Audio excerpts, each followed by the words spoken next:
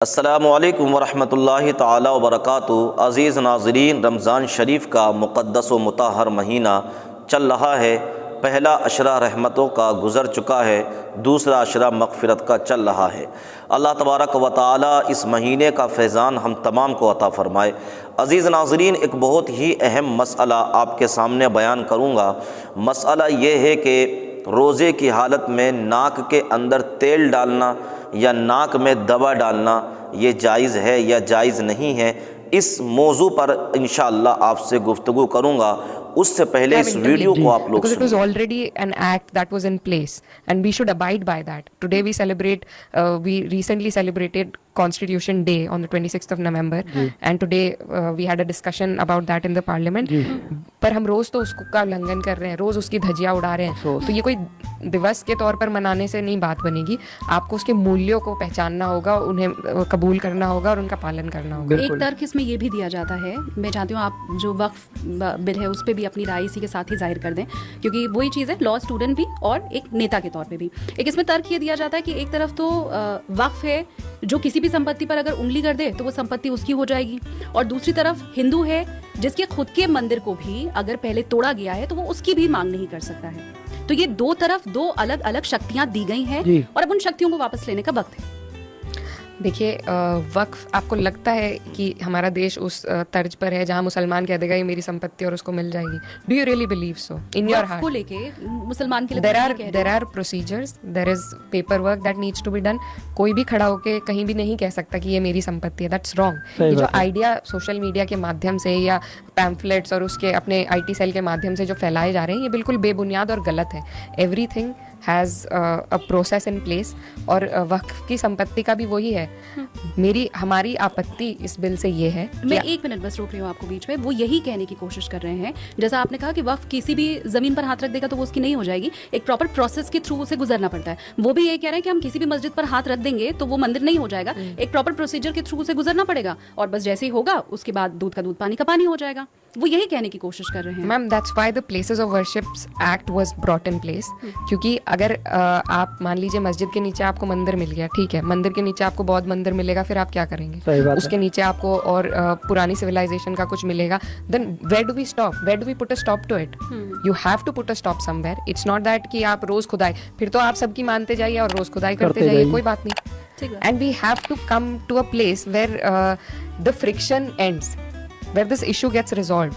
आप रोजाना यही मुद्दे उठा रहे हैं। आप आज मस्जिदों की बात कर रहे हैं, कल वक्फ की। आपके पास और कोई मुद्दे नहीं है क्या? हमारे देश में अर्थव्यवस्था बहुत अच्छी चल रही है क्या? गरीबों को, किसानों को, मजदूरों को उनके अधिकार मिल रहे हैं कि हम इन्हीं मुद्दों पे उलझ रहे हैं?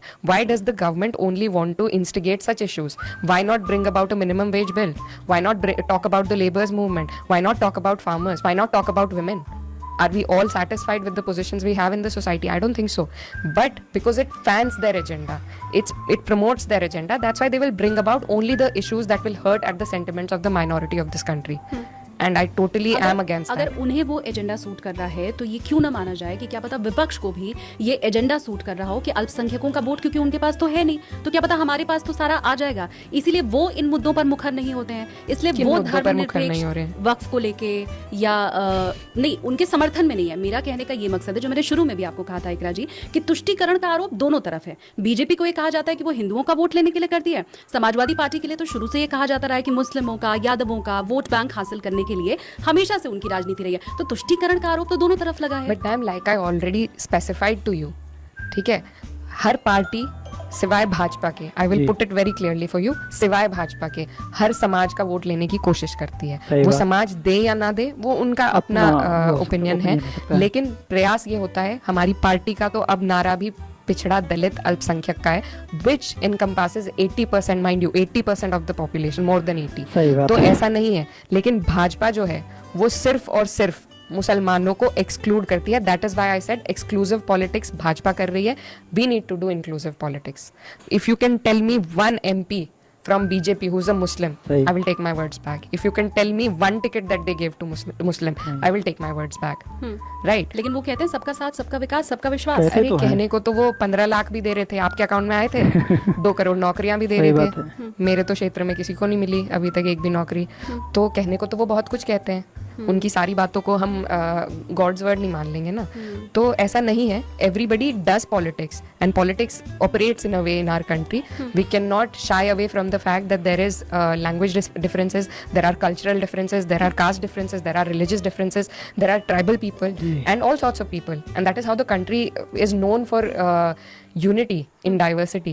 But if you constantly hurt at one specific minority like that, I think that is very unjust. This is what's happening in Bangladesh, and I totally stand with the minorities of Bangladesh also. और ये हर देश को समझना पड़ेगा, इस दुनिया के हर देश को समझना पड़ेगा that we have to protect the minorities of every country.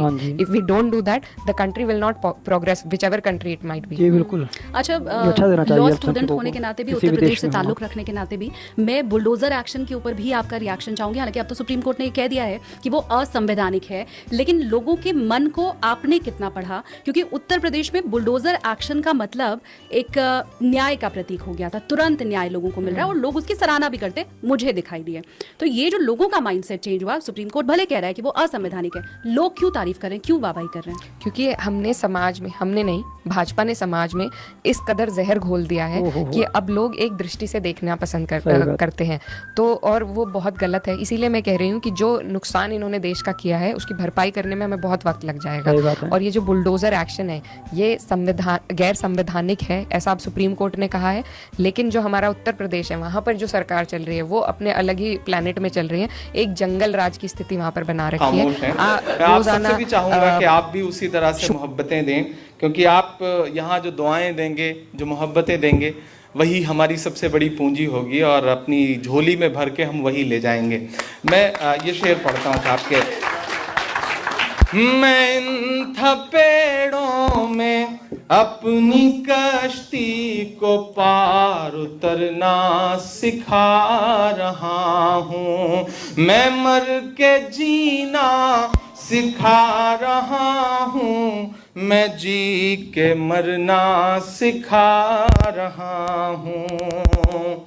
नजर में हो आग वलवलों की तो हर अदा में हो एक तेवर, नजर में हो आग वलवलों की तो हर अदा में हो एक तेवर, मैं हुस्न वालों को एक नए तौर से संवरना सिखा रहा हूँ, मैं हुस्न वालों को एक नए तौर से संवरना सिखा रहा हूँ। सहल भाई कह रहे थे बहुत मुश्किल है, वहाँ ये सब पढ़ना बहुत मुश्किल है, ये सच है।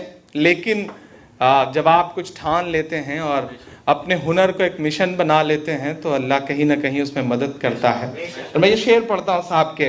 ये जुल्म की ये सितम की बारिश है और सहमे हुए ये दिल हैं, ये जुल्म की ये सितम की बारिश है और सहमे हुए ये दिल हैं, इन्हें मैं हिम्मत के चिकने रास्तों पे पाँव धरना सिखा रहा हूँ, इन्हें मैं हिम्मत के चिकने रास्तों पे पाँव धरना सिखा रहा हूँ। मैं एक शायर जो बेबसों के लिए ज़माने से लड़ रहा हूँ, मैं एक शायर जो बेबसों के लिए ज़माने से लड़ रहा हूँ, मैं एक तिनका हूँ डूबतों का उन्हें उभरना सिखा रहा हूँ, मैं एक तिनका हूँ डूबतों का उन्हें उभरना सारी सी वीडियो देखी है। आइए अब मैं उस मौजू पर गुफ्तगू करता हूँ जो मैंने शुरू में बयान किया था कि नाक के अंदर तेल डालना या दवा डालना ये कैसा है। अज़ीज़ साथियों, हालत रोज़ा में नाक के अंदर तेल डालना ये जायज़ नहीं है, इसलिए कि वो जो तेल है वो नाक की नर्म हड्डी से आगे बढ़ जाएगा, और जब आगे बढ़ जाएगा तो इंसान के दिमाग तक वो तेल पहुंच जाएगा। ऐसी सूरत में रोज़ा क्या है, टूट जाएगा। तो ऐसा तेल लगाना जो कि बहने वाला हो नाक के अंदर, ये रोज़े की हालत में जायज़ नहीं है, क्योंकि ऐसी सूरत में वो तेल जो है वो नाक के बांसे से आगे चला जाएगा और रोज़ा फासिद हो जाएगा। हाँ, अगर किसी इंसान ने थोड़ा सा तेल लगाया, कलील मिक़दार में थोड़ा सा अपने नाक पर तेल लगाया, तो ऐसी सूरत में जनाब उसका रोज़ा तो नहीं टूटेगा, उसका रोज़ा फासिद तो नहीं होगा, मगर फिर भी एहतियात करना ये बेहतर है, कहीं ऐसा ना हो कि वो भी नाक के नीचे तजावुज़ कर जाए। अज़ीज़ साथियों, तो उम्मीद है कि आप लोगों ने इस मसले को समझ लिया होगा। अल्लाह करीम से दुआ है अल्लाह ताला हम तमाम को दीन और दुनिया की भलाइयाँ अता फ़रमाए। अस्सलामु अलैकुम वरहमतुल्लाहि ताला वबरकातुहू। और अपने दोस्तों तक इस वीडियो को ज़रूर व्हाट्सएप में और अपने दोस्तों तक शेयर कीजिए।